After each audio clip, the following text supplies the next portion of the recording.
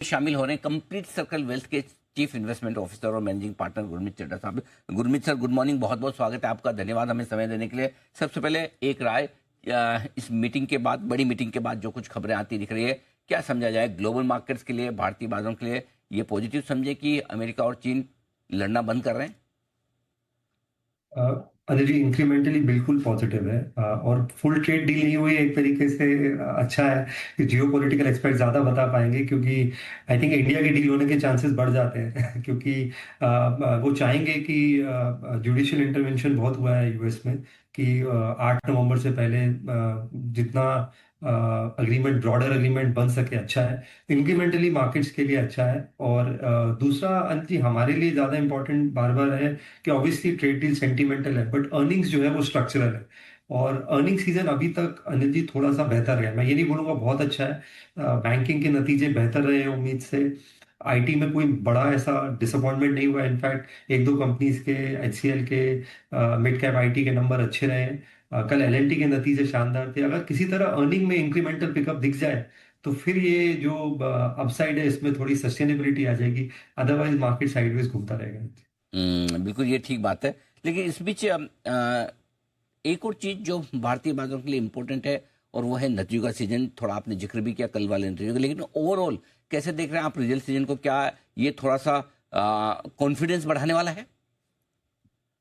Anil ji, incrementally positive है। जैसा मैंने बोला, पिछले क्वार्टर 8% थी, मुझे लग रहा है शायद 9-10% आ सकती है। थोड़ा सा अर्ली है अभी कहना, क्योंकि अभी भी आधे से ज्यादा सीजन बचा है, ब्रॉडर मार्केट में भी काफी बचा है।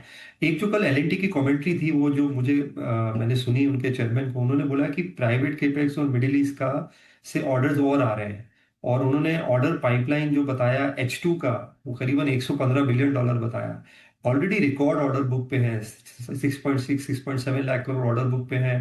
प्रोस्पेक्ट्स करीबन 10 लाख करोड़ के हैं। सारी चीजें अच्छी थी, बस एग्जीक्यूशन थोड़ा वीक था मॉनसून करके, तो H2 जो होता है वो सिक्लिकली बेटर होता है।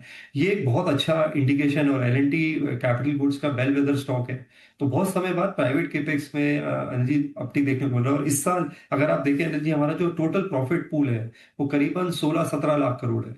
और जो केपेक्स हो रहा है प्राइवेट साइड पे वो 11 लाख करोड़ है। तो इसका मतलब बहुत स्कोप है। और अगर ये केपेक्स बढ़ता है तो ये जो प्रॉफिट पूल है 17 लाख करोड़ का, इसमें 13, 14, 15% की ग्रोथ आ सकती है।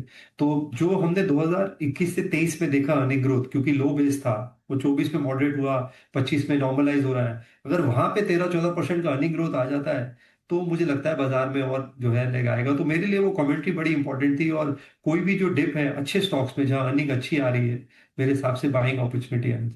लेकिन अभी भी एफआईज पूरी तरह से खरीदारी के मूड में है नहीं, शॉर्ट्स काटने की जल्दबाजी नहीं है। क्या लग रहा है सर, क्या इस लिहाज से बाजार के बढ़ने की स्पीड धीमी ही रहेगी?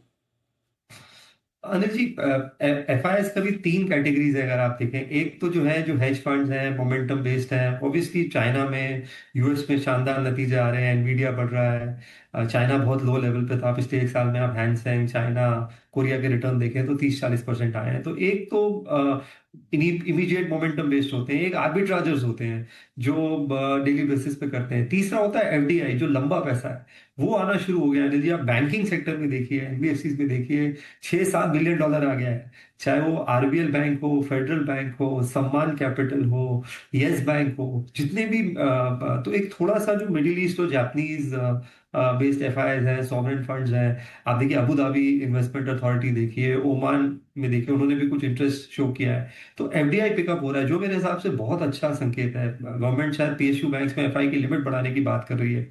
हो सकता है कॉर्पोरेट लिमिट भी बढ़ाई जाए 10% से, वोटिंग राइट्स पे भी। तो मुझे लग रहा है बैंकिंग सेक्टर रिफॉर्म्स लोड हो रहे हैं। तो ये जो पीरियड है, अगर भारत रिफॉर्म्स कर सकता है स्ट्रक्चरल, अर्निंग्स थोड़ी सी बेटर हो सकती है, तो ये रैली सस्टेनेबल होगी। अदरवाइज ट्रेड डील होगी और अर्निंग्स आई नहीं तो वो भी फिजल आउट हो जाएगी।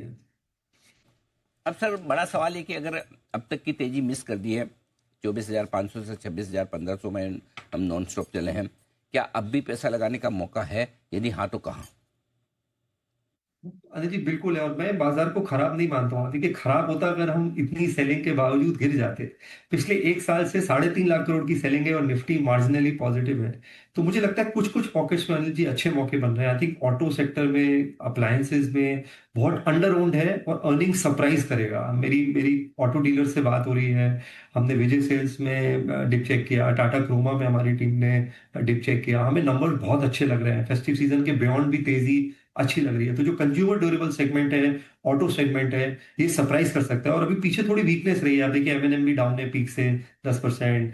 ऑटो एंसिलरीज में भी थोड़ी प्रॉफिट बुकिंग आई है, चाहे वो उनो मिंडा हो, लूमैक्स हो, मदरसन सुमी हो, संदार हो। तो ये पॉकेट बहुत अच्छा लग रहा है। न्यू एनर्जी पॉकेट बहुत अच्छा लग रहा है, वहां पे नतीजे भी अच्छे आ रहे हैं, ऑर्डर बुक भी अच्छी है, एग्जीक्यूशन भी अच्छा है। तो ये जो एनर्जी सेगमेंट है ये अच्छा लग रहा है। वैल्यूएशन कंफर्ट बहुत अच्छा है। आप देखिए एनटीपीसी ग्रीन के नतीजे बहुत अच्छे आए, वारी के नतीजे बहुत अच्छे आए। और थोड़ा सा जो प्रॉफिट पूल है न्यू एज बिजनेस का, जो बार बार मैं प्रॉफिट पूल पे आ रहा हूँ कि जहां प्रॉफिट पूल बढ़ेगा वहीं मार्केट चेस करेगा, वो बढ़ने वाला है। आप देखिए पूरे न्यू एज बिजनेस को अगर आप एड अप करें तो ये करीबन 8-9 लाख करोड़ है, और इनका प्रॉफिट पूल कुछ भी नहीं है। उसमें अगर आप जोमेटो हटा दें तो पूरा न्यू एज बिजनेस जो है वो 4 लाख करोड़ का होगा। और अभी ग्रो ने आना है, लेंसकार्ट ने आना है। यहाँ पे अगर प्रॉफिट पूल बढ़ता है तो एक न्यू एज जो बास्केट है ये ओवरऑल प्रॉफिटेबिलिटी को जो है ब्रॉडर मार्केट की, निफ्टी 100 की, निफ्टी 150 की बढ़ा सकता है।